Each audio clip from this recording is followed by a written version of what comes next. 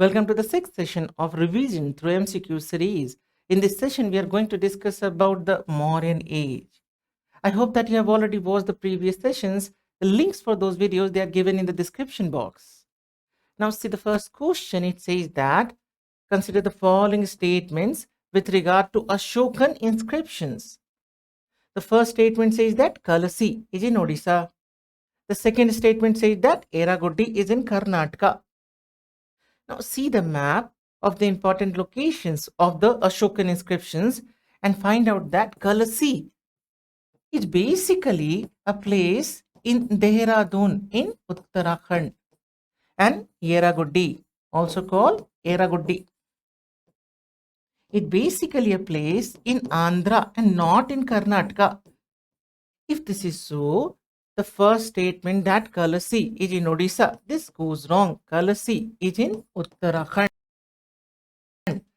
And second statement that Eraguddi is in Karnataka also goes wrong. Eraguddi is in Andhra. Just now we have figured it out in the map. The next question says that which one of the following statements regarding Ashokan stone pillars is incorrect.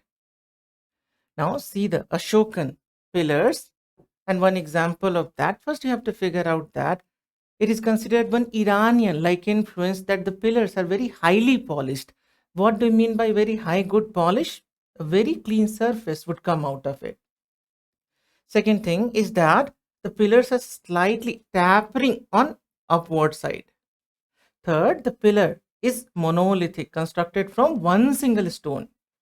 And third, pillars are freestanding. Ashokan pillars are freestanding. They're not part of any architectural complex. Now, if this is so, and if we have to figure out the incorrect statement here, the first says that these are highly polished. This is correct.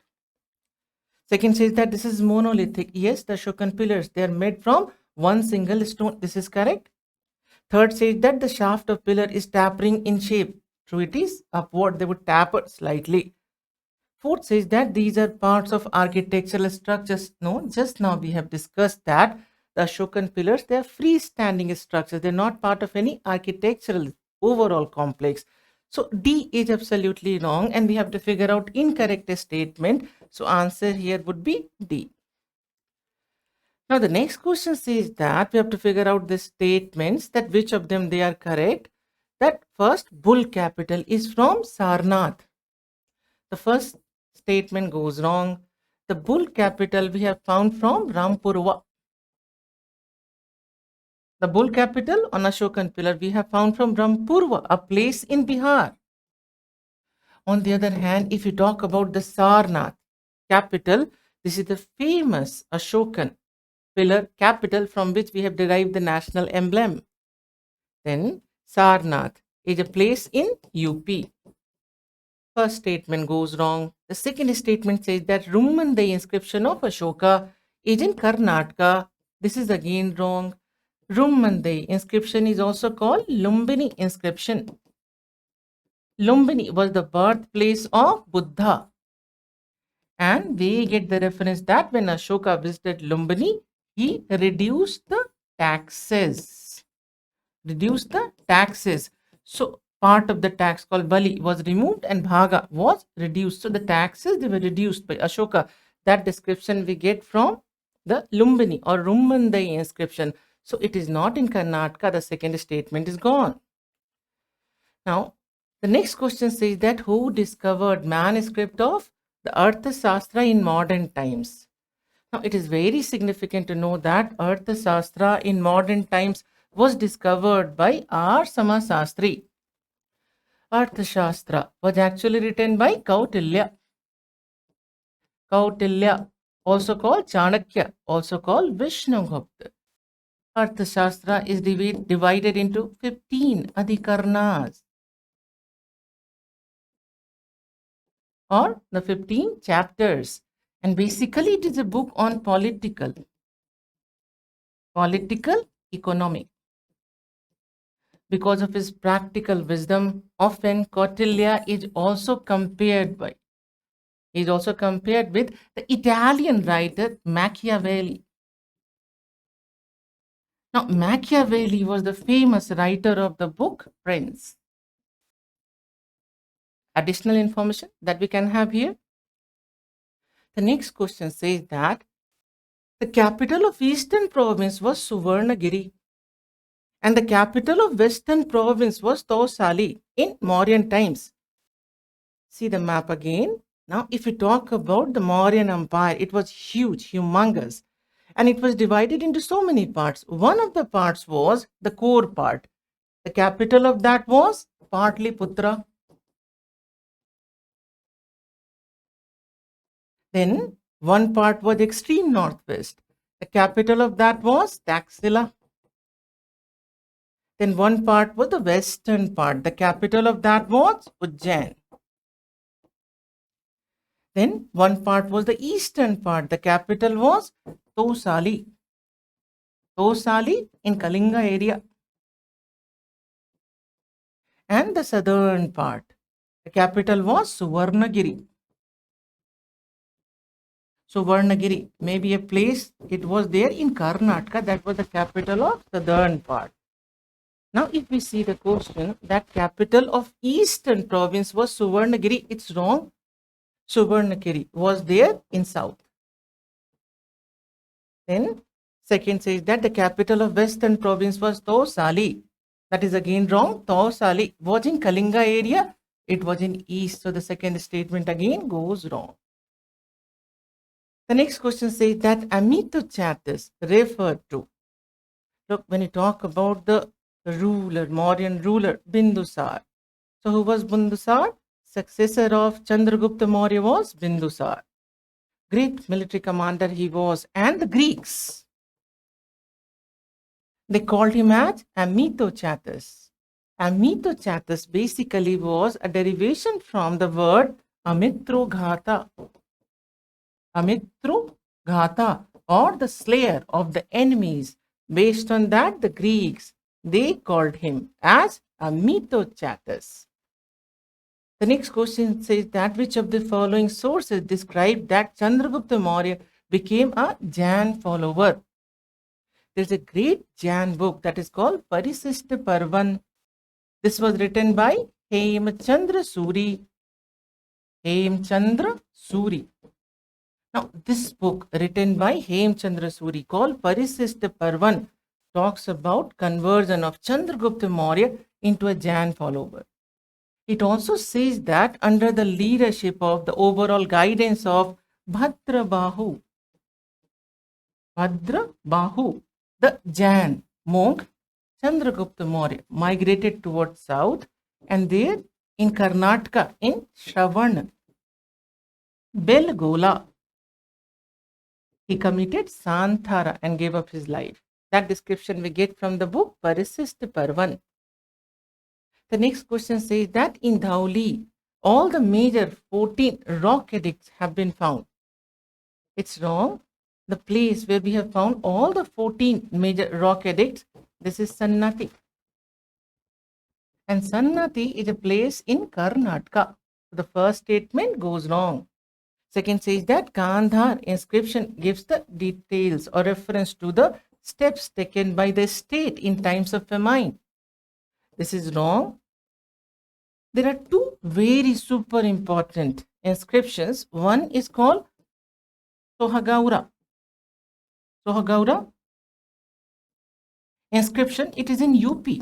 And one is Mahasthan. Mahasthan inscription in Bangladesh. Both of them, they are from Mauryan time, and both of them, they give this description of the steps taken by the state during the time of famine. So, the second statement goes wrong. Now, if we talk about Dhauli, no, this question also describes the word Dhauli. Dhauli is known for the rock-cut elephant from the Mauryan time. The same polishing which is there apparent on the pillars of Ashoka is also apparent from this rock-cut elephant, considered one example of Mauryan art. Now, in this question, it says that which one of the following ancient Indian inscription records is the earliest royal record to preserve food grain to be utilized during the crisis or famines in country. Just now we have discussed that the Sohogora inscription and the Mahasthan inscription of Mauryan time, they would talk about the steps taken by the state during the time of famine. So answer here would be A. Sohogora is a place in UP. Then in this question, see the statements. It said that Brahmi script was deciphered by Mortimer Wheeler. The first statement goes wrong. Brahmi script for the first time was deciphered by James Prinsep. At most of the Ashokan inscriptions, they are also in Brahmi script, and that is why when he deciphered the Brahmi script, reading the Ashokan inscriptions, that became possible. Then the second statement says that there are 7 major rock edicts and 14 major pillar edicts. This is wrong. There are 14 major rock edicts and there are 7 major pillar edicts. Now, what do you mean by edicts? Edicts are inscriptions from the king in the form of direction. So, they would be called edicts. The next question says that Sita Dhyaksha maintained purity of coins and Akara Dhyaksha was head of agriculture department. Look, in times of the Mauryas, we get the reference of 27 or 26 Adhyakshas. Now, these Adhyakshas, basically, they maintain a very strict regulation over all the departments of economy. Now, when you talk about one such Adhyaksha was Sita Adhyaksha. Sita basically represented state land. So, the Adhyaksha that maintained control over the state land was called Sita Adhyaksha. So, the first statement goes wrong. The second statement says that Akara Dhyaksha was head of agriculture. This is again wrong. Akara Dhyaksha maintained control over mining. Metallurgy, all in times of the Mauryas, they were considered basically state monopolies.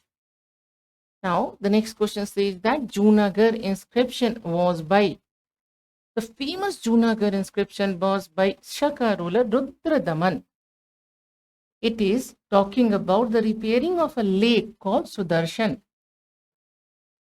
And the lake actually was constructed by Pushyagupta.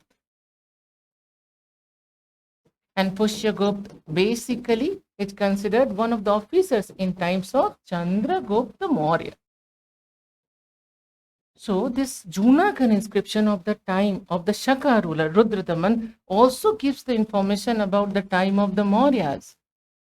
This Junagadh inscription was around 150 AD around by the Shaka ruler Rudradaman. And one additional information that we can have here is that it is also considered the first long inscription in pure Sanskrit. The next question says that the name by which Ashoka is generally referred in his inscriptions. In inscriptions, Ashoka is referred by 2 names. One is Priyadasi and one is Deva Nam Piya. So Deva Nam Piya in Pali actually called Deva Nam Priya, the beloved of gods. And Priyadasi in Pali, in Sanskrit, Priyadarshini or Priyadarshi or the good looking. So it is very strange that in most of the inscription, Ashoka has been referred by Deva Nam Priya, the beloved of God, and Priyadasi or Priyadarshini or good looking. Then the next question says that which one of the following scripts of ancient India was written from right to left? Look, when you talk about Ashokan inscriptions, Ashokan inscriptions are mainly written into the language that is Prakrit. And Prakrit is mainly written into 2 of the scripts. One is called Brahmi. The main script is Brahmi. One is Kharosthi. Now, when you talk about the Kharosthi script, unlike the Brahmi script, this is written from right to left. This is written from right to left. When you talk about Brahmi script, it is generally like other script, it would be written from left to right. Now, when you talk about the Kharosthi script, it is mainly written from right to left. So, answer here would be simple. Answer is D. Then, which of the following edicts mention the personal name of Ashoka? Now, again, just now we have discussed that in most of the inscriptions, Ashoka has been referred by two names, Devanam Piya, Dasi. But there are 4 places where we have found the personal name of Ashoka in inscription. One is Maski, one is Uddegolan, one is Nettur, one is Gujarra. अब याद रखेंगे, in most of the places Ashoka has been referred by the name Devanam Piya Dasi. But 4 places the personal name of Ashoka they have also been mentioning. One is Maski in Karnataka, one is Uddegolan, one is Nettur, and one is Gujarrat. 4 places. Now, one more question, that the Ashokan major rock edicts which tell about the Sangam kingdoms, Cholas, Cheras, and the Pandyas. A super important information is that the rock edict 13, they mention about the Sangam kingdoms like Cholas and the Pandyas.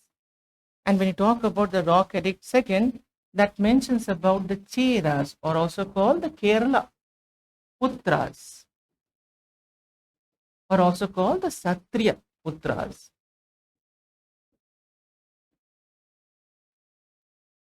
Then the answer here is very simple. C would be the answer. The next question says that the ancient Indian play Mudra Rakshas by Vishakha Dutt had its subject.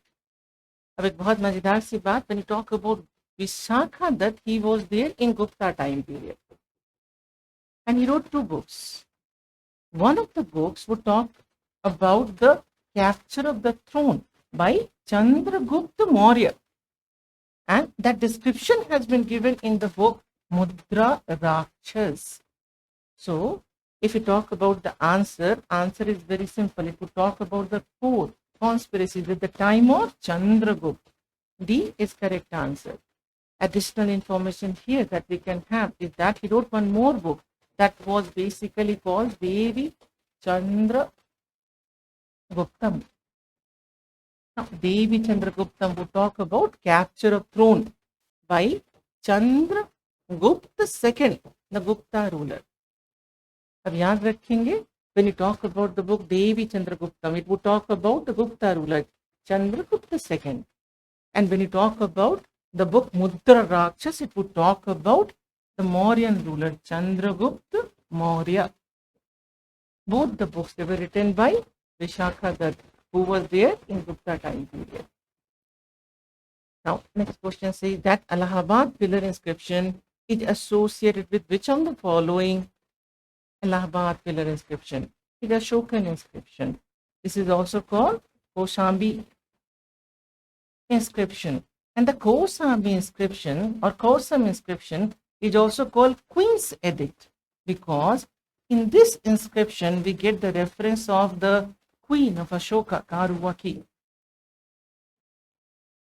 And this also gives the reference of son of Ashoka, Tibar. This is also called Sihism Edict, because Ashoka in this Allahabad inscription would give a very stern warning, very strict warning to the Mahasanghikas not try to create a rift in Buddhism. याद रखेंगे that Ashoka was a supporter of Hinayan Buddhism and he was against the Mahayana. Now this is the picture of the Ashokan inscription that is there in Allahabad. This is also called Kosam inscription or the Queen's inscription. Now, if you talk about this question, in which of the following relief sculpture the inscription is Ranyu Ashoka, King Ashoka, mentioned along with the stone portrait of Ashoka? अब याद रखेंगे that from Karnataka, from the place Kanganahalli, we have found the portrait of Ashoka, and this portrait of Ashoka would also mention the inscription Ranyu Ashoka. The place is Kanganahalli and this is in Karnataka. So answer here is simple, Kanganahalli. Now this is what I wanted to discuss with you in this session of revision through MCQ series. Very soon I would be there with the next session of the series. in which we'll discuss about postmodern age. Thank you so much.